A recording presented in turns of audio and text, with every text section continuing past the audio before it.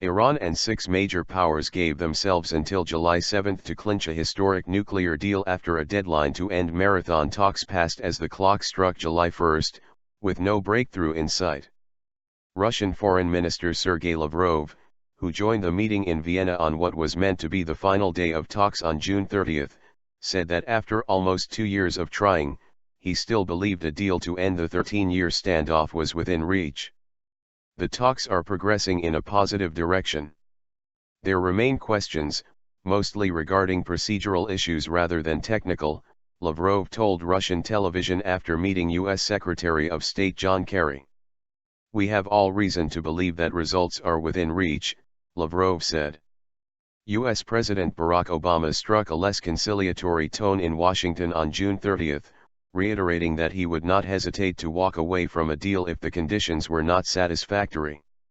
Obama said Tehran would have to agree to a strong, rigorous verification mechanism to seal an accord, which is meant to block Iran's path to a nuclear weapon in exchange for sanctions relief.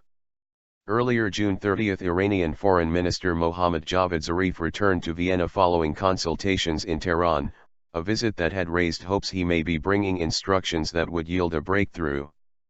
But after Kerry met with Zarif for almost 2 hours following his return, the U.S. State Department said the P5+1 group of global powers had agreed to extend the terms of an interim agreement until July 7. A State Department official said, however, that this did not necessarily mean they will go until the 7th or end on the 7th. Kerry has made no plans for when he might leave the Austrian capital. A member of the Iranian delegation said the negotiations will continue beyond June 30 without any precise fixed date. Iranian President Hassan Rouhani said a large number of sticking points had been resolved in the talks, but some remained. Some of these can be sorted out in the coming days if there are no excessive demands, and if one remains within the framework, the ISNA news agency quoted him as saying.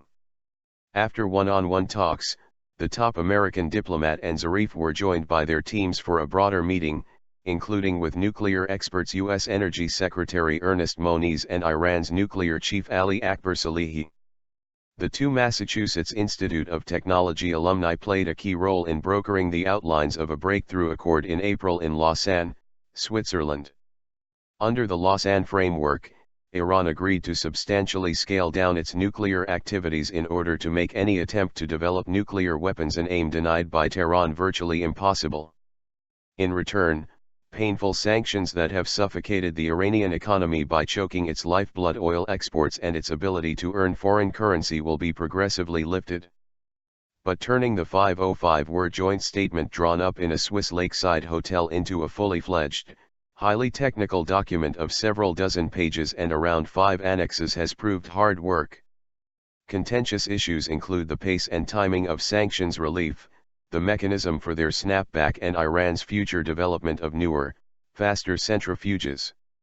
Another thorny topic is the role of the International Atomic Energy Agency, IAEA, watchdog, whose chief Yuki Yaamano met Kerry on Monday and who has been closely involved in the talks. Under the mooted deal, it will be up to the IAEA, which already keeps close tabs on Iran's declared nuclear sites with between 4 and 10 inspectors on the ground on any given day, to verify that Iran really does reduce its capacities. But the P5+1 powers, the United States, Britain, China, France, Russia, and Germany, also want the IAEA to have wider inspection rights to verify any suspicious activity that might indicate work in secret on a nuclear bomb.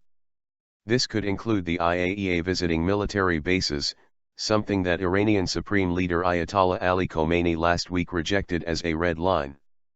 A probe into allegations of such activity before 2003 and possibly since has stalled, and clearing up these claims is a key condition of the six powers for a deal.